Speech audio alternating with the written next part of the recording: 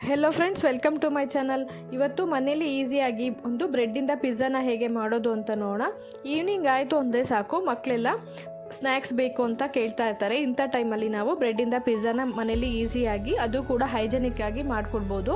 ಇದಕ್ಕೆ ಬೇಕಾಗಿರುವಂಥ ingredients: cut ಮಾಡ್ಕೊಂಡಿರುವಂಥ ಈರುಳ್ಳಿ, tomato, capsicum, paneer, cheese, pizza sauce ಮತ್ತು ಓರಿಗಾನೋ. ನೀವು ಇಲ್ಲಿ ತರಕಾರಿಗಳನ್ನು ನಿಮಗೆ ಯಾವ ಥರ ಶೇಪಲ್ಲಿ ಇಷ್ಟ ಆಗುತ್ತೋ ಆ ರೀತಿ ಶೇಪಲ್ಲಿ ನೀವು ಕಟ್ ಮಾಡ್ಕೊಳ್ಬೋದು. ನಾನಿಲ್ಲಿ ರೌಂಡ್ ಶೇಪಾಗಿ ಕಟ್ ಮಾಡಿ ಇಟ್ಕೊಂಡಿದ್ದೀನಿ.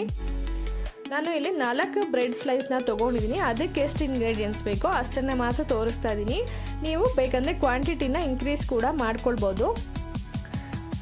ಒಂದು ಪ್ಲೇಟ್ನ ತೊಗೊಂಡು ಬ್ರೆಡ್ ಸ್ಲೈಸ್ಗಳನ್ನು ಈ ರೀತಿ ಪ್ಲೇಟ್ನಲ್ಲಿ ಅರೇಂಜ್ ಮಾಡಿಕೊಂಡು ಪಿಜ್ಜಾ ಸಾಸ್ನ ಈ ರೀತಿ ಹಾಕ್ಕೊಂಡು ಸ್ಪೂನಿಂದ ನೀಟಾಗಿ ಸ್ಪ್ರೆಡ್ ಮಾಡ್ಕೊಳ್ಬೇಕು. ಪಿಜ್ಜಾ ಸಾಸ್ ಇಲ್ಲ ಅಂತ ಹೇಳಿದ್ರೆ ಟೊಮ್ಯಾಟೊ ಸಾಸ್ಗೆ ಸ್ವಲ್ಪ ಖಾರದ ಪುಡಿನ ಆ್ಯಡ್ ಮಾಡಿಬಿಟ್ಟು ಈ ರೀತಿ ನೀಟಾಗಿ ಸ್ಪೂನಿಂದ ಸ್ಪ್ರೆಡ್ ಮಾಡ್ಕೊಳ್ಳಿ. ನಂತರ ಚೀಸ್ನ ಈ ರೀತಿ ಗ್ರೇಟ್ ಮಾಡಿಬಿಟ್ಟು ಹಾಕೋಣ. ಚೀಸಲ್ಲಿ ಕ್ಯಾಲ್ಶಿಯಂ ಮತ್ತು ಪ್ರೋಟೀನ್ ತುಂಬಾ ರಿಚ್ ಆಗಿರುತ್ತೆ. ಇದರಲ್ಲಿ ಎಸೆನ್ಷಿಯಲ್ ವಿಟಮಿನ್ಸ್ ಮತ್ತು ಮಿನರಲ್ಸ್ ಕೂಡ ಇರುತ್ತೆ. ಇದು ಸೋರ್ಸ್ ಆಫ್ ಪ್ರೋಬಯೋಟಿಕ್ ಅಂತಲೇ ಹೇಳ್ಬೋದು. ಹೆಲ್ತಿಗೆ ತುಂಬಾ ಒಳ್ಳೆಯದು. ನೀವು ಎಷ್ಟು ಚೀಸ್ ಆ್ಯಡ್ ಮಾಡ್ಕೊತೀರೋ, ನಿಮಗೆ ಎಷ್ಟು ಇಷ್ಟ ಆಗುತ್ತೋ ಅಷ್ಟು ಆ್ಯಡ್ ಮಾಡ್ಕೊಳ್ಬೋದು. ತುಂಬಾ ಟೇಸ್ಟಿಯಾಗಿ ಬರುತ್ತೆ. ನಂತರ ಕಟ್ ಮಾಡಿ ಇಟ್ಕೊಂಡಿರುವಂಥ ಈರುಳ್ಳಿನ ಈ ರೀತಿ ಪ್ಲೇಸ್ ಮಾಡ್ಕೊಳ್ಳೋಣ. ಮಕ್ಕಳು ಏನು ಮಾಡ್ತಾರೆ ಅಂದರೆ ತರಕಾರಿಗಳನ್ನೆಲ್ಲ ತಿನ್ನೋದಿಲ್ಲ. ಅದೇ ಈ ರೀತಿ ಡಿಫ್ರೆಂಟಾಗಿ ಸ್ನ್ಯಾಕ್ಸ್ನ ಮಾಡಿಕೊಟ್ರೆ ಅದ್ರ ಜೊತೆಗೆ ತಿಂತಾರೆ. ಈಗ ಕ್ಯಾಪ್ಸಿಕಮ್ನ ಕೂಡ ಆ್ಯಡ್ ಮಾಡ್ಕೊಳ್ಳೋಣ. ನೀವು ಇಲ್ಲಿ ರೆಡ್ ಮತ್ತು ಯೆಲ್ಲೋ ಕ್ಯಾಪ್ಸಿಕಮ್ ಇದ್ದರೆ ಅದನ್ನು ಕೂಡ ನೀವು ಆ್ಯಡ್ ಮಾಡ್ಕೊಳ್ಬೋದು. ಈಗ ಟೊಮ್ಯಾಟೊ ಸ್ಲೈಸ್ಗಳನ್ನು ಕೂಡ ಹಾಕೋಣ. ಪನ್ನೀರು ಅಷ್ಟೇ, ಅದರಲ್ಲೂ ಕೂಡ ಕ್ಯಾಲ್ಶಿಯಂ ಮತ್ತು ಪ್ರೋಟೀನ್ ಎಲ್ಲ ತುಂಬಾ ರಿಚ್ ಆಗಿರುತ್ತೆ. ಅದು ಕೂಡ ಹೆಲ್ತಿಗೆ ತುಂಬಾ ಒಳ್ಳೆಯದು. ನೀವು ಎಷ್ಟು ಇಷ್ಟ ಆಗುತ್ತೋ ಅಷ್ಟು ಪನ್ನೀರ್ನ ಕೂಡ ನೀವು ಹಾಕ್ಕೊಳ್ಬೋದು. ಲಾಸ್ಟಲ್ಲಿ ಮತ್ತೆ ಒಂದು ಲೇಯರ್ ಆಗುವಷ್ಟು ಚೀಸ್ನ ಹಾಕೋಣ.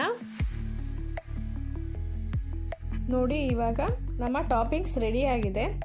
ಫೈನಲ್ ಆಗಿ ನಾವು ಟಾಪಿಂಗ್ಸ್ ಮೇಲೆ ಓರಿಗಾನೋ ಈ ರೀತಿ ಸ್ಪ್ರಿಂಕಲ್ ಮಾಡ್ಕೋಣ. ಓರಿಗಾನೋ ಹಾಕೋದ್ರಿಂದ ಪಿಜ್ಜಾ ಟೇಸ್ಟೇ ಬರುತ್ತೆ. ಈಗ ನಾವು ರೆಡಿಯಾಗಿರೋ ಪಿಜ್ಜಾನ ಪ್ಯಾನಲ್ಲಿ ಫ್ರೈ ಮಾಡ್ಕೊಳ್ಬೇಕು. ನೀವು ಇಲ್ಲಿ ಪ್ಯಾನ್ಗೆ ತುಪ್ಪ, ಬೆಣ್ಣೆ ಅಥವಾ ಎಣ್ಣೆ ಕೂಡ ಹಾಕ್ಕೊಳ್ಬೋದು. ತುಪ್ಪ ಮತ್ತು ಬೆಣ್ಣೆ ಹಾಕೊಳ್ಳೋದ್ರಿಂದ ಟೇಸ್ಟ್ ಚೆನ್ನಾಗಿರುತ್ತೆ. ನೋಡಿ, ಈ ರೀತಿ ಲೋ ಫ್ಲೇಮಲ್ಲಿ ಇಟ್ಬಿಟ್ಟು 5 ನಿಮಿಷ ಕುಕ್ ಮಾಡ್ಕೊಳ್ಳಿ. ಈಗ ನೋಡಿ, ಚೀಸ್ ಎಲ್ಲ ಕಂಪ್ಲೀಟ್ಲಿ ಮೆಲ್ಟ್ ಆಗಿದೆ. ಸೊ ನಮ್ಮ ಪಿಜ್ಜಾ ರೆಡಿಯಾಗಿದೆ. ಈಗ ಬಿಸಿ ಇರುವಾಗಲೇ ಸರ್ವ್ ಮಾಡಿ. ತುಂಬಾ ಟೇಸ್ಟಿಯಾಗಿರುತ್ತೆ. ಮಕ್ಕಳೆಲ್ಲ ಕೂಡ ತುಂಬ ಇಷ್ಟಪಟ್ಟು ತಿಂತಾರೆ.